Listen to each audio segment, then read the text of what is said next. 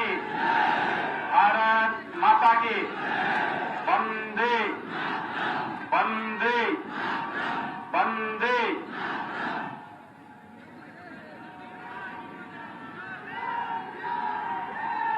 आज के इस चुनावी सभा में उपस्थित भारतीय जनता पार्टी के प्रदेश के महामंत्री, पूर्व सांसद श्रीमान जनक चंवार जी, राज्यसभा के सांसद श्री सतीश चंद्र दुबे जी, भारतीय जनता पार्टी के जिला के अध्यक्ष श्री दीपेंद्र सर्राफ जी, जदयू के अध्यक्ष श्रीमान शत्रुघ्न कुशवाहा जी, बीआईपी के जिला के अध्यक्ष श्री विजय चौधरी जी, भारतीय जनता पार्टी के सभी पदाधिकारीगण श्री शैलेंद्र मिश्रा जी, मनोज कुमार सिंह जी, कृष्णा पासवान जी, विजय रंजन चौबे जी, अनिल गुप्ता जी, मुन्ना तिवारी जी, पतन केसरी जी, मनोज कुमार राय जी, रामेश्वर चौरसिया जी, अखिलेश आजाद जी, अभिषेक गुप्ता जी, बबलू गुप्ता जी, शैलेंद्र सिंह जी, अनिल झा जी और भारतीय जनता पार्टी के लोकप्रिय प्रत्याशी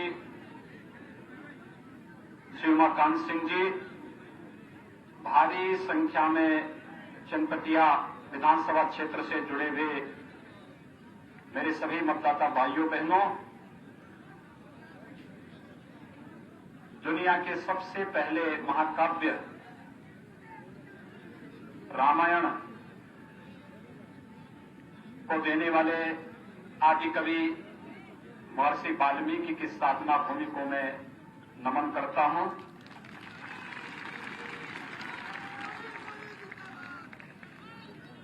यह धरती माता हम सब के लिए वैसे तो पूज्य है ही, लेकिन यह मान्यता है कि रामायण काल में माता सीता की समस्थली के रूप में भी इस धरती को यह सौभाग्य प्राप्त हुआ कि उस कालखंड के सुनहरे दौर को सजोने का अवसर इस पश्चिमी चंपारण क्षेत्र की जनता को प्राप्त हुआ है।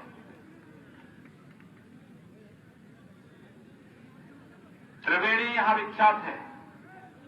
त्रिवेणी उत्तर प्रदेश में प्रयागराज में भी है, जहां पे गंगा, यमुना और सरस्वती का महासंगम है। प्रयागराज में कुंभ का भव्य आयोजन होता है। देश के यशस्वी प्रधानमंत्री नरेंद्र मोदी जी ने कुंभ के आयोजन को वैश्विक मानचित्र पर ले जाकर के यूनेस्को के द्वारा उसे अमूर्त सांस्कृतिक धरोहर के रूप में मान्यता प्रदान की है। दुनिया की अद्भुत सांस्कृतिक और आध्यात्मिक आयोजन प्रयागराज कुंभ में होता है। और भाइयों बहनों, इस सौभाग्य पश्चिमी चंपारण की जनता को प्राप्त होता है कि इस वाल्मीकि के साधना स्थली में एक त्रिवेणी आपके पास भी है। कितनी आध्यात्मिक भूमि है, लेकिन याद करना, यह आध्यात्मिक भूमि जिसने राम राज्य की परिकल्पना को साकार करने में, जिस धरती से निकले हुए महर्षि वाल्मीकि के एक एक शब्द ने मंत्र का काम करके हम सबके जीवन में राम नाम का एक ऐसा मंत्र दिया जो हमारे सुख में, हमारे दुख में, हमारे हर एक क्षण में हमारा मार्गदर्शन करता है, हमारा एक संबल बनता है। उस राम से हमारा साक्षात करने वाले कोई हैं, महर्षि वाल्मीकि। और महर्षि वाल्मीकि की इस पावन धरा कोई है, ये वाल्मीकि नगर है, ये पश्चिमी चंपारण की धरती है। और इसीलिए याद करना, बापू ने देश की स्वाधीनता की लड़ाई में सत्याग्रह का उपयोग भी इसी धरती से किया था। ये चंपारण की धरती है जहां पर सत्याग्रह शब्द का उपयोग करके लोकतांत्रिक तरीके से हम लोग अपनी बातों को मनवाने की ताकत रख सकते हैं, और वह कार्य बापू ने इस धरती को चुना था। इसलिए मैं इस धरती को कोटि कोटि नमन करते हुए आप सबका हृदय से अभिनंदन करता हूं। भाइयों बहनों, ये धरती हमारे लिए बहुत पुण्य धरती है। वर्तमान में हम सब वैश्विक महामारी कोरोना से लड़ते हुए, जूझते हुए प्रधानमंत्री मोदी जी के नेतृत्व में कोरोना को पस्त करते हुए आगे बढ़ रहे हैं। और प्रधानमंत्री मोदी जी ने देश के नाम पर अपील एक ही बात के लिए की है, जब तक दवा या वैक्सीन नहीं आ जाती तब तक एक मंत्र का पालन जरूर करें। बीमारी से बचाव सर्वोत्तम उपाय है, और इसके लिए 2 गज की दूरी और मास्क है जरूरी। बिहार के लोगों ने और इस देश के लोगों ने अद्भुत काम किया कोरोना के खिलाफ लड़ते हुए। आप सबका मैं अभिनंदन करता हूं कि कोरोना से जूझते हुए उत्साह और उमंग में कमी नहीं लाते हुए, स्वयं के सुख और चैन को हटाते हुए आपने अपने पर्व और त्योहार, अभी शारदीय नवरात्रि को भी, विजयादशमी के आयोजन को भी पूरी भव्यता के साथ मनाया है। और लोकतंत्र के इस पर्व में भी इतनी भारी संख्या में यहां पर उपस्थित होकर के अपने आप को लोकतंत्र के प्रति अपनी प्रतिबद्धता को दोहराने का कार्य भी आप कर रहे हैं। यह अद्भुत संगम है, क्योंकि संगम की धरती है। और इसीलिए कोरोना कालखंड में जब दुनिया पस्त थी, तब प्रधानमंत्री मोदी जी के नेतृत्व में भारत मजबूती से अपने गरीबों के लिए, अपने किसानों के लिए, अपने नौजवानों के लिए, महिलाओं के लिए नई नई योजनाओं को बनाने का कार्य कर रही थी। पहले चरण में 1,75,000 करोड़ रुपए का प्रधानमंत्री गरीब कल्याण पैकेज की घोषणा, देश के 80 करोड़ लोगों को अन्न देना, निःशुल्क अन्न देने की व्यवस्था करना, जनधन अकाउंटधारी हर महिला के खाते में 500 रुपए उपलब्ध करवाना, हर किसान के खाते में प्रधानमंत्री किसान सम्मान निधि की 2,000 रुपए की राशि कोरोना कालखंड में उपलब्ध कराने का कार्य करना, वृद्धजनों को, विधवा महिलाओं को, दिव्यांग जनों को अग्रिम पेंशन देने की व्यवस्था करने का कार्य भी अगर किसी ने क्या, प्रधानमंत्री मोदी जी के नेतृत्व में नीतीश कुमार जी ने बिहार के अंदर कुशलतापूर्वक इस कार्य को आगे बढ़ाया। कल्पना करिए, जो बिहार की धरती लोकतंत्र की आदि धरती रही हो, जिस धरती ने वैशाली जैसा साम्राज्य दिया हो, पाटलिपुत्र जैसा साम्राज्य दिया हो, दुनिया के अंदर भारत के स्वर्ण युग की शुरुआत करने वाली बिहार की धरती और रामायण काल का स्मरण कराने वाली ये धरती, गांधी जी के सत्याग्रह का स्मरण कराने वाली धरती को 15 वर्ष पहले कांग्रेस और राजद की सरकार ने अराजकता और जंगल राज में बदलने का काम किया था। और जंगल राज और अराजकता में इस कदर बचाने का काम किया था कि इस पार्टी में जंगल पार्टी भी हावी हो गई थी। भाइयों बहनों, आप सबको मैं वास्तव में अभिनंदन करूंगा, आपका स्वागत करूंगा कि आपने इस जंगल राज को समाप्त करके नीतीश कुमार जी के नेतृत्व में विकास और सुशासन को मजबूती से आगे बढ़ाने का कार्य किया। बिहार के सामने 15 वर्ष पहले राजद ने जो एक विश्वास का संकट खड़ा किया था, पहचान का संकट खड़ा किया था, आज बिहार का हर नौजवान अपनी पहचान और अपने विश्वास के अंदर, अपनी प्रतिभा के बल पर दुनिया के अंदर अपनी धमक दिखा रहा है। जहां भी जिस भी क्षेत्र में बिहार के नौजवानों को अवसर मिला, उसने पूरी मजबूती के साथ अपनी प्रतिभा का परिचय दिया। और उत्तर प्रदेश और बिहार तो अपने आप को अलग कर ही नहीं सकते, ये तो चोली दामन का संबंध है। बिहार जब भी पहचान होगी तो कोरोना कालखंड में आपने देखा होगा, हो सकता है महाराष्ट्र के अंदर, दिल्ली के अंदर बिहार के नागरिकों को पलायन करने के लिए मजबूर होना पड़ा हो, लेकिन जैसे उत्तर प्रदेश में उन्होंने प्रवेश किया, उन्होंने पानी के लिए व्यवस्था, उनके लिए भोजन की व्यवस्था, उत्तर प्रदेश परिवहन निगम की बसेस से उनको सुरक्षित पहुंचाने की व्यवस्था का आदेश हमने किया था। लोग हमसे पूछते थे कि आखिर आप इतना चिंता क्यों कर रहे हैं। मैं कहता था भाई देखो मेरी ये ड्यूटी है। कहते थे क्यों? मैं कहता था देखो वे मां सीता के मायके के लोग हैं।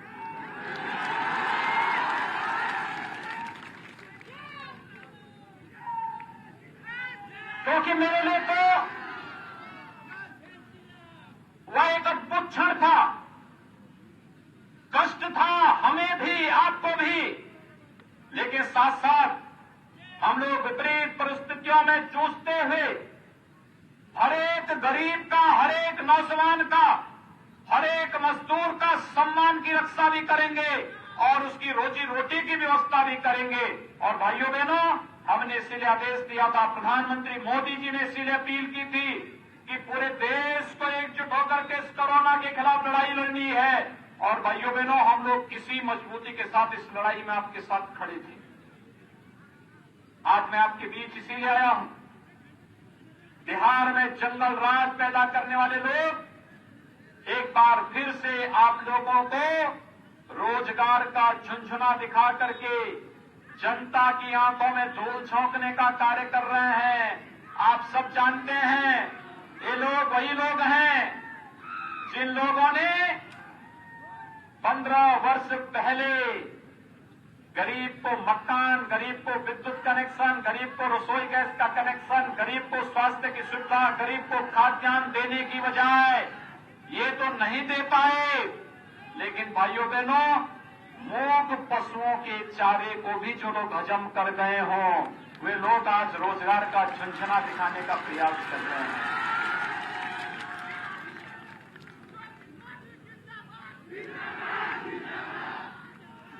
इन लोगों ने कभी किया नहीं, याद रखना। देखिए, कभी एक बात को हमेशा याद रखना चाहिए, व्यक्ति के अंदर जो संस्कार होते हैं और जो आदतें उसकी खराब हो जाती हैं, वे जल्दी सुधरती नहीं है। ये लोग जो आज आपको झुंझुना दिखा रहे हैं कि हम इतने लाख लोगों को नौकरी और रोजगार देंगे, इनसे पूछना चाहिए उससे पहले 15 वर्ष के कार्यकाल के दौरान, आज से 15 वर्ष पहले जब 15 वर्षों तक उन्हें शासन करने का अवसर प्राप्त हुआ था, तब उन्होंने क्या किया था?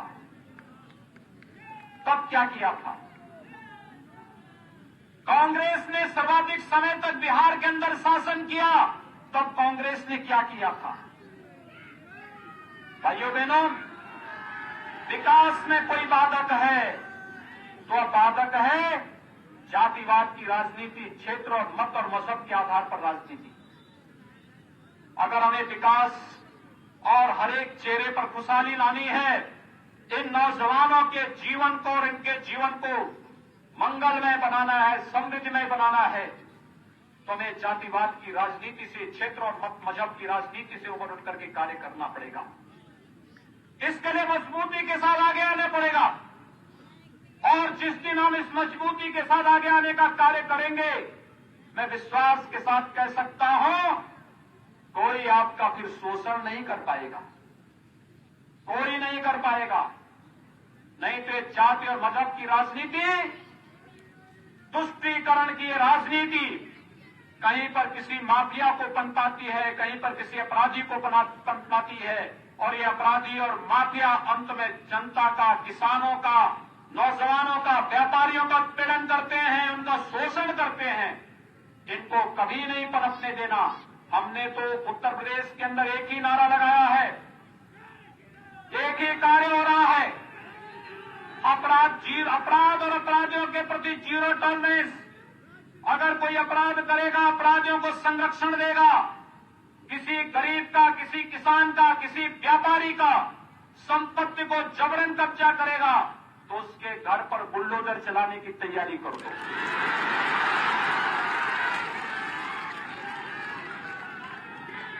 भाइयों बहनों, जितनी सख्त कार्रवाई अपराधियों के प्रति हो सकती है उतनी सख्त कार्रवाई होनी चाहिए, लेकिन लेकिन जो स्वयं अपराधियों के सरपरस्त हों, वे अपराधियों के खिलाफ कार्रवाई क्या करेंगे? याद करिए, मोदी जी ने देश के अंदर प्रधानमंत्री बनने के बाद देश के अंदर राजनीति की धूरी को बदला है। आज भारत का सम्मान दुनिया के अंदर बढ़ा है, इसलिए क्योंकि मोदी जी जैसा यशस्वी प्रधानमंत्री भारत के पास है। याद करिए, 2014 के पहले कांग्रेस और राजद के नेतृत्व की यूपीए सरकार केंद्र में कार्य करती थी। रोज नए घोटाले आते थे, कभी स्पेक्ट्रम घोटाला, कभी कोयला घोटाला, कहीं खाद्यान्न घोटाला, कहीं पे कोई और घोटाला, रोज नए घोटाले आते थे। कॉमनवेल्थ का घोटाला, नए नए घोटाले आते थे।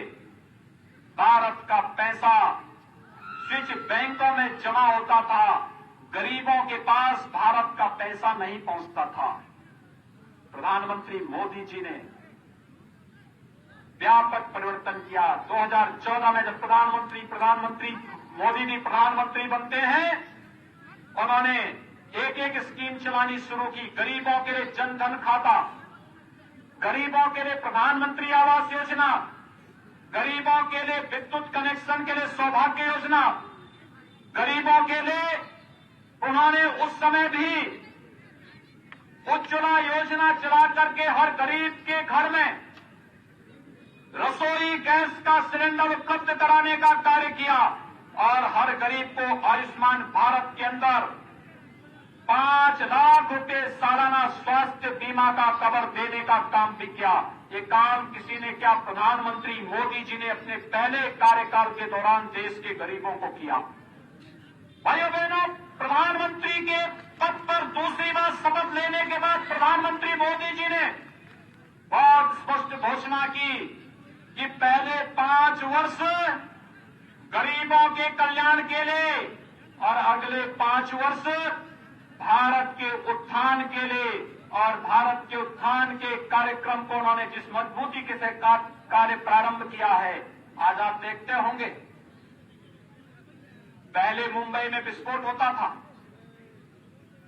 कांग्रेस की यूपीए सरकार थी, जब कहा जाता था कि पाकिस्तान ने आतंकवादी घटना करवाई है, पाकिस्तान को इसका जवाब दो, तो कांग्रेस के नेता कहते थे नहीं नहीं, पाकिस्तान के पास एटम बम है, ऐसा न हो कि पाकिस्तान एटम बम का दुरुपयोग कर ले। और याद करिए, जब कश्मीर के अंदर सीआरपीएफ के जवानों के काफिले पर पाकिस्तान त्रस्त आतंकवादियों ने हमला किया था, उसके ठीक 1 महीने के अंदर भारत के जवान, हमारे बहादुर आर्मी के जवान पाकिस्तान के अंदर घुस करके पाकिस्तान के आतंकी कैंपों को नष्ट करने का काम किया। ये है जज्बा। जैसे को तैसे का जवाब देने का यह कार्य कोई कर सकता है तो मोदी जी कर सकते हैं, भारतीय जनता पार्टी कर सकती है। भाइयों बहनों, एक भारत श्रेष्ठ भारत की इस परिकल्पना को साकार किया है मोदी जी ने। आज पश्चिमी चंपारण के लोग भी चाहेंगे कि उन्हें जम्मू कश्मीर के अंदर अपने लिए एक मकान बनाना है। कोई माई का लाल आपको रोक नहीं सकता, आप भी वहां पर अपनी जमीन खरीद सकते। कांग्रेस ने आपको इससे वंचित किया था। आज ये कांग्रेस किस मुंह से राजनीति में आपसे वोट मांगने के लिए आ रही है? ये ना आपको जमीन दे सकती है, ये ना आपको मकान दे सकती है। इसने ना केवल इसने गरीबों को शौचालय नहीं दिया, इसने गरीबों को विद्युत कनेक्शन नहीं दिया, इसने गरीबों को रसोई गैस से वंचित रखा, ये गरीबों को स्वास्थ्य सुविधा से वंचित की, गरीबों को खाद्यान्न की सुविधा से वंचित की। किस मुंह से ये वो लोग आज वोट मांगने के लिए आ रहे हैं? लेकिन मोदी जी ने एक व्यवस्था कर दी, कश्मीर से धारा 370 को सदैव के लिए समाप्त कर दिया। कश्मीर से धारा 370 का समाप्त होने का मतलब आप जानते हैं, आतंकवाद की ताबूत पर अंतिम कील ठोकना। आतंकवाद के लिए भारत की धरती पर कोई जगह नहीं। यह कार्य अगर किसी ने क्या, प्रधानमंत्री मोदी जी ने कहा है।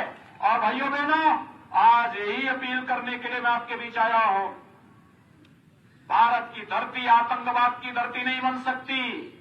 भारत की धरती राम, कृष्ण और शंकर की धरती है। भारत की धरती हमारे स्वतंत्रता संग्राम सेनानियों की धरती है। भारत की धरती हमारे ऋषि मुनियों की धरती है। भारत की धरती पर आतंकवाद और नक्सलवाद के लिए कोई जगह नहीं होगी। यही भारतीय जनता पार्टी का एक संकल्प है। सबकी सुरक्षा, सबका सम्मान, यही तो हमारा संकल्प है। और इसी संकल्प के साथ आज हम सब इस चुनावी सभर में आपके बीच आए हैं। बिहार की अस्मिता और बिहार की पहचान को देश स्तर पर एक बार फिर से पुनर्स्थापित किया है नीतीश कुमार जी के नेतृत्व में एनडीए सरकार ने। नहीं तो 15 वर्ष पहले यहां का नौजवान अपनी पहचान छुपाता था, लेकिन आज हर बिहारी गर्व के साथ कह सकता है मैं बिहार का नागरिक हूं। ये बिहार के लिए गौरव की बात होनी चाहिए। बिहार में डॉक्टर राजेंद्र प्रसाद जी जैसा महान स्वतंत्रता संग्राम सेनानी दिया। बिहार ने देश का प्रथम राष्ट्रपति बिहार में दिया। और यही नहीं, जब कांग्रेस ने लोकतंत्र के गले को घोंटने का काम किया था, तब देश के अंदर समग्र क्रांति का आह्वान भी इसी बिहार की धरती में जयप्रकाश बाबू के नेतृत्व में ही हुआ था। ये बिहार की धरती है। भाइयों बहनों, मैं आपसे यही अपील करने के लिए आया हूं। बिहार की धरती कहीं भी अराजकता और जंगल राज को बर्दाश्त नहीं कर सकती, और इसीलिए आप सबसे अपील करने के लिए आया हूं। मैं पिछली बार आया था चुनाव प्रचार के दौरान। डॉक्टर संजय जायसवाल जी भारतीय जनता पार्टी के प्रत्याशी, मैं आभारी हूं। संजय जायसवाल जी को भारी मतों से लोगों ने चुनाव जिता करके भेजा था। आज वे प्रदेश के लोकप्रिय अध्यक्ष के रूप में अपना कार्य कर रहे हैं। भारतीय जनता पार्टी के प्रदेश अध्यक्ष के रूप में अपना कार्य कर रहे हैं। बहुत मजबूती के साथ, पूरी प्रतिबद्धता के साथ भारतीय जनता पार्टी को और एनडीए को जिताने के लिए लगे हुए हैं। और भाइयों बहनों, जब मैं उस समय आया था भारतीय जनता पार्टी के प्रत्याशियों के चुनाव समर्थन में, लोकसभा चुनाव के दौरान आया था, तब यहां के लोग मुझसे एक बात कहते थे कि योगी जी बताओ कि आप उत्तर प्रदेश में हैं, उत्तर प्रदेश के मुख्यमंत्री हैं, आप लोग नारा लगाते थे कि रामलला हम आएंगे, मंदिर वहीं बनाएंगे। अब बताइए, एक बात और बताइए, क्या तारीख भी बताएंगे? यही तो कहते थे लोकसभा चुनाव में लोग। भाइयों बहनों, हम तारीख बताने नहीं, हम तो कार्य करके आपके बीच आए हैं। 5 अगस्त 2020 को देश के यशस्वी प्रधानमंत्री आदरणीय मोदी जी ने अयोध्या में भगवान राम के भव्य मंदिर के निर्माण कार्य का शुभारंभ कर दिया है ना। 5 अगस्त 2020 को अयोध्या में मंदिर का निर्माण कार्य प्रारंभ हो चुका है अयोध्या में। और मेरी हार्दिक इच्छा थी बिहार के हर गांव से आमंत्रण देने की, मेरी इच्छा थी कि हर गांव का प्रतिनिधित्व हो। लेकिन भाइयों बहनों, चूंकि कोरोना था, भीड़ नहीं होने देनी थी, हमने लाइव प्रसारण करवाया था। आपने देखा होगा रामलला को जब चैत्र नवरात्रि के प्रथम प्रतिपदा के तिथि के दिन मैंने स्वयं अपनी गोदी में उठा करके नए मंदिर में विराजमान करवाया था, और इसलिए आपको याद होगी। और 20 अगस्त 2020, 5 अगस्त 2020 को जब प्रधानमंत्री मोदी जी के कर कमलों से अयोध्या में भगवान राम के भव्य मंदिर के निर्माण कार्य का शुभारंभ किया था, वह तिथि भी आपके सामने थी। भाइयों बहनों, यह अद्भुत क्षण था। 500 वर्षों के बाद यह अवसर हमारे सामने किसके कारण आया? क्या कांग्रेस के कारण? क्या राजद के कारण? क्या किसी अन्य लोगों के कारण? किसके कारण? तो काम वही लोग कर सकते हैं। याद रखना, हम जो कहेंगे वो करके दिखाएंगे भी। बोलने में विश्वास कम करते हैं, करके दिखाने में विश्वास करते हैं, और यही भारतीय जनता पार्टी की पहचान है। भाइयों बहनों, इसीलिए आज मैं आपके बीच आया हूं। भारतीय जनता पार्टी ने इस विधानसभा क्षेत्र से, चनपटिया विधानसभा क्षेत्र से श्री उमाकांत सिंह जी को अपना प्रत्याशी बनाकर के आपके बीच में दिया है। वे जुझारू हैं, योग्य हैं, जनता की सेवा के लिए पूरी प्रतिबद्धता के साथ कार्य करने के लिए अपने आप को समर्पित किए हैं। लोग जाति, मत और मजहब के नाम पर आपके बीच आ रहे होंगे, लेकिन ये आपकी पहचान को समाप्त करने की एक साजिश है। जो लोग जातिवाद का नारा दे करके आपको गुमराह करके, रोजगार का नारा देकर के आपको गुमराह करने का कार्य कर रहे हैं, ये लोग पुनः बिहार के अंदर जंगल राज लाना चाहते हैं, भ्रष्टाचारी राज को पुनर्स्थापित करना चाहते हैं, यहां के व्यापारियों का, यहां के किसानों का फिर से शोषण करके जंगल राज ला करके जंगल पार्टी को पुनर्जीवित करना चाहते हैं। लेकिन ये कार्य भारतीय जनता पार्टी और जदयू की एनडीए सरकार कतई नहीं होने देगी। और यही अपील करने के लिए आया हूं, उमाकांत सिंह जी को भारी बहुमत से, कमल चुनाव चिन्ह पर भारी बहुमत से विजयी बनाने की अपील करने के लिए आपके बीच आया हूं। आप सभी सहमत हैं? सभी लोग इधर से, इधर से, इधर से, इधर से सभी लोग, आप भी सभी लोग उमाकांत सिंह जी को कमल चुनाव चिन्ह पर जिताने के लिए आए हैं ना? सभी लोग, आपके पास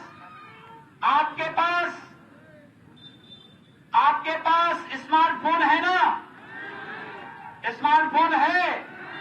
भाइयों बहनों, जितनी बड़ी संख्या आपकी है, जितनी बड़ी संख्या आपकी यहां पर उपस्थित हुई है, ये इतनी बड़ी संख्या अगर संकल्प ले लेगी तो केवल इस विधानसभा सीट ही नहीं बल्कि पूरे पश्चिमी चंपारण और पूर्वी चंपारण की सभी सीटें एनडीए के प्रत्याशियों को जिताने की सामर्थ्य आप लोग रखते हैं। टेक्नोलॉजी का समय है। मैंने जो आपसे पहले भी कहा, कोरोना से भी बचाव करना है। कोरोना से बचाव किस रूप में? 2 गज की दूरी और मास्क जरूरी का इस्तेमाल करते हुए, लेकिन साथ साथ प्रचार में टेक्नोलॉजी का उपयोग करते हुए। टेक्नोलॉजी का उपयोग किस रूप में हम लोग करेंगे? टेक्नोलॉजी का उपयोग हम लोग अपने नातेदार, अपने रिश्तेदार, अपने मित्र, अपने शुभचिंतक और समाज के अपने सभी उन लोगों को जागरूक करेंगे, उन तक फोन करेंगे, एसएमएस करेंगे, उन पर अब मैसेजेस भेजेंगे और उन सबसे कहेंगे कि जहां भी भारतीय जनता पार्टी और एनडीए के प्रत्याशी चुनाव लड़ रहे हैं, उनके पक्ष में आप वोट करिए। टोली, छोटी छोटी टोली बना करके 5 कार्यकर्ताओं का, 3 कार्यकर्ताओं की टोली बना करके घर घर जाकर के हम लोगों से अपील करेंगे कि हमें भारतीय जनता पार्टी, जदयू और एनडीए के प्रत्याशियों को विजयी बनाने के लिए कार्य करना है। क्या आप इसके लिए सहमत हैं? क्या सभी लोग इस कार्य को करेंगे? भाइयों बहनों, आपका ये संकल्प बहुत मजबूत संकल्प है, और मजबूत संकल्प इसलिए है क्योंकि कोरोना से जूझते हुए मैं तो वास्तव में ताज्जुब कर रहा था जब मैं बिहार में चुनाव प्रचार के लिए निकला। मुझसे लखनऊ में लोगों ने पूछा कि बिहार में जा रहे हैं, कोरोना कालखंड में सभा होगी, कितने की भीड़ होगी? तो मैंने कहा, भाई 2000, 2500 लोगों को हम बुलवाएंगे, सभा उनके बीच करेंगे। लेकिन ये मेरी बिहार के अंदर 9वीं सभा है, और भाइयों बहनों, हर एक सभा में 25 से 30 हजार की भीड़ बिहार के उत्साह और बिहार के उमंग को प्रदर्शित करता है कि बिहार के अंदर, बिहार के लोगों में कितना उत्साह और कितना उमंग है, क्या जज्बा है लोकतंत्र के प्रति, कितना उत्साह और किस उमंग के साथ वे लोग कोरोना को पस्त करते हैं और लोकतंत्र को मजबूती प्रदान करने के लिए पूरी प्रतिबद्धता के साथ कार्य करने के लिए उत्सुक दिखाई दे रहे हैं। और इसलिए भाइयों बहनों, लोकतंत्र के इस पर्व को हम लोग अभी शारदीय नवरात्रि के कार्यक्रम को संपन्न किए हैं। विजयादशमी के कार्यक्रम को पूरी उत्साह और उमंग के साथ हम लोगों ने संपन्न किया है। अभी दीपावली आने वाली है, धनतेरस आएगा, दीपावली का भव्य आयोजन होगा, और दीपावली के बाद छठ माई के भी पूजन का एक बड़ा भव्य आयोजन यहां बिहार के अंदर मनाया जाता है। वास्तव में बिहार अपनी इन पहचानों के लिए जाना जाता है। सरस्वती पूजा दुनिया के अंदर, देश के अंदर बिहार ने दिया है। छठ पूजा का कार्यक्रम बिहार ने देश के अंदर दिया है और छठ के माध्यम से कैसे अलौकिकता का अनुभव बिहार के लोगों ने कराया है। और भाइयों बहनों, यह छठ का आयोजन करने का सौभाग्य एक बार फिर से आपको इस बार फिर प्राप्त होगा। जिस उत्साह के साथ पर्व और त्योहार को मनाएंगे, जिस उत्साह के साथ अपने पर्व और त्योहारों को मनाने का कार्य करेंगे, इसी उत्साह और इसी उमंग के साथ आपको लोकतंत्र के पर्व को भी मनाना है, लेकिन बचाव करते हुए। लोकतंत्र का पर्व चुनाव है और चुनाव के इस भव्य आयोजन को इसी मजबूती के साथ, इसी प्रतिबद्धता के साथ हम लोग आयोजित करेंगे। यह एक अपील आप सबसे करने के लिए आज मैं आपके बीच यहां पर उपस्थित हुआ हूं। हम लोग अपने पर्व और त्योहारों के माध्यम से लोगों के बीच एक स्पष्ट संदेश देंगे कि हमें बीमारी से भी लड़ना है और हमें बिहार में फिर से अराजकता को नहीं आने देना है। सुशासन और विकास जो बिहार की पहचान बन रही है, इस सुशासन और विकास के लिए ही हमें भारतीय जनता पार्टी जदयू के एनडीए के प्रत्याशियों को विजयी बनाना है। और उसी विजयी बनाने के क्रम में आज एक बार फिर से बिहार विधानसभा का चुनाव हम सबके सामने है। आज पहले चरण का चुनाव बिहार के अंदर संपन्न हो रहा है। बड़े व्यापक पैमाने पर लोग चुनाव मतदान में भाग ले रहे हैं। दुनिया के अंदर पहला चुनाव है। आप देख सकते हैं, दुनिया के अंदर पहला चुनाव बिहार विधानसभा का चुनाव होने जा रहा है। और बिहार विधानसभा चुनाव कोरोना के दौरान कैसे संपन्न होता है, भाइयों बहनों, वह कार्य बिहार की जनता लोकतंत्र के प्रति अपनी प्रतिबद्धता को व्यक्त करते हुए यहां पर आज दोहराने का कार्य कर रही है। 3 नवंबर को आपको भी अवसर प्राप्त होगा इस लोकतंत्र के पर्व में भागीदार बनने का। और 3 नवंबर के इस पर्व में जब हम लोकतंत्र के इस आयोजन के साथ सहभागी बनेंगे, मेरा आप सबसे अपील होगा, लोकतंत्र में हम अपनी ताकत का एहसास कराएं। ये जो वंशवाद के आधार पर, जातिवाद के आधार पर राजनीति को कलंकित करने वाले लोग आ रहे हैं, इन लोगों को कोई जगह मत दीजिए। इनको राजनीति में कोई स्पेस मत दीजिए। इनको आगे बढ़ने की छूट मत दीजिए, अन्यथा ये बिहार के सामने एक बार फिर से पहचान का संकट खड़ा कर देंगे।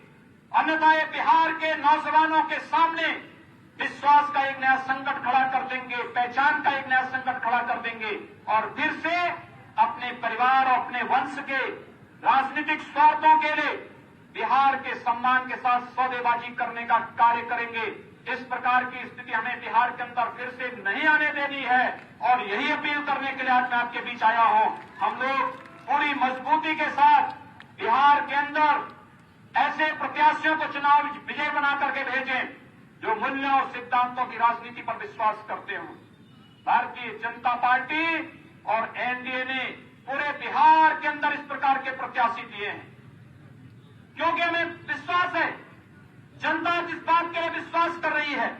हम उत्तर में जाते हैं, पश्चिम में जाते हैं, दक्षिण में जाते हैं, पूर्व में जाते हैं, जहां कहीं भी जाते हैं, पूरे देश के अंदर जनता के मन में एक भाव है और वह भाव है प्रधानमंत्री मोदी जी के नेतृत्व में देश सुरक्षित है और मुख्यमंत्री नीतीश कुमार जी के नेतृत्व में बिहार सुशासन और विकास के एक नए मॉडल के रूप में प्रस्तुत हो रहा है। भाइयों बहनों, ये बिहार के लिए सौभाग्य का क्षण है और बिहार के सौभाग्य के क्षण के साथ आप सबको जोड़ने के लिए आज एक बार फिर से मैं आपके बीच यहां पर उपस्थित हुआ हूं। भारतीय जनता पार्टी ने आपसे जो वायदे किए थे, उन वायदों को एक बार फिर से आपके सामने भारतीय जनता पार्टी ने करके दिखाया है। किसी भी फील्ड के कार्य हों, किसी भी क्षेत्र के हों, गरीबों के कल्याण के कार्य हों, महिलाओं के उत्थान के कार्य हों, देश की सुरक्षा का कार्य हो, आतंकवाद और नक्सलवाद को समाप्त करने का कार्य हो, या फिर अयोध्या में भगवान राम के भव्य मंदिर के निर्माण का कार्य हो, ये भारतीय जनता पार्टी ने करके दिखाया है। हमने केवल पूरी घोषणाएं नहीं की हैं, हमने जो कहा था सो करके दिखाया है, और जो करके दिखाया है आने वाले समय में भी हम इस बात के लिए आश्वासन देने के लिए आए हैं, जो आपकी सोच है वही हमारी भी सोच है, अलग नहीं है। क्योंकि यहां पे केवल मन नहीं, यहां पे तो दिल भी मिले हुए हैं, और जब दिल मिले हैं तो ही भाजपा दिल्ली के अंदर केंद्र की सत्ता का संचालन कर रही है, क्योंकि देश के 135 करोड़ लोगों के हितों के लिए हमें कार्य करना है।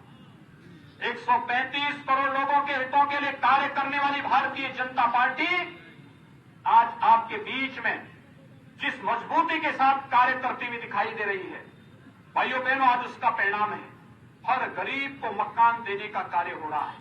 प्रधानमंत्री आवास योजना, कल्पना करिए, आजादी के बाद 70 वर्षों में कांग्रेस नहीं दे पाई, तमाम दलों की सरकारें, यूपीए की सरकार आई, नहीं कर पाई, लेकिन भारतीय जनता पार्टी के नेतृत्व में मोदी जी ने मात्र 6 वर्ष में 3 करोड़ गरीबों को एक एक आवास देने का कार्य कर दिया।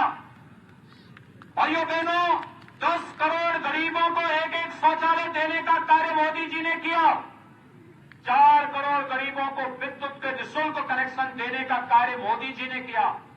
8 करोड़ गरीबों को रसोई गैस का कनेक्शन उपलब्ध करवाने का कार्य मोदी जी ने किया।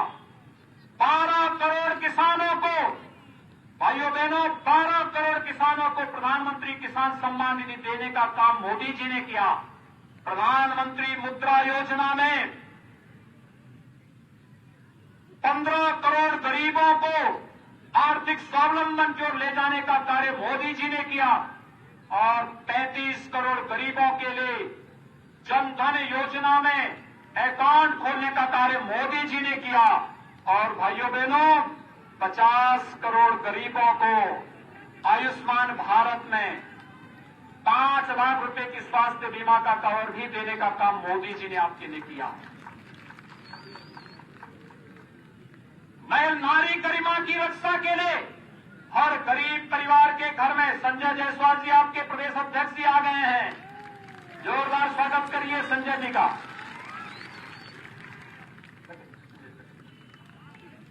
भाइयों बहनों, संजय जी आपके बीच आ चुके हैं, लेकिन याद करिए, नारी गरिमा की रक्षा कैसे होती है? बेटी बचाओ बेटी पढ़ाओ का कार्यक्रम हो, चाहे 3 तलाक की कुप्रथा को सदैव के लिए समाप्त करने का कार्य ये प्रधानमंत्री मोदी जी के नेतृत्व में हुआ, और चाहे हर गरीब के घर में शौचालय देकर के नारी गरिमा की रक्षा का कार्य भी प्रधानमंत्री मोदी जी ने किया। और भाइयों बहनों, चाहे आतंकवाद को समाप्त करने का कार्य हो, या फिर अयोध्या में भगवान राम के भव्य मंदिर के निर्माण के कार्य को आगे बढ़ाने का कार्य प्रधानमंत्री मोदी जी के नेतृत्व में संपन्न हो चुका है।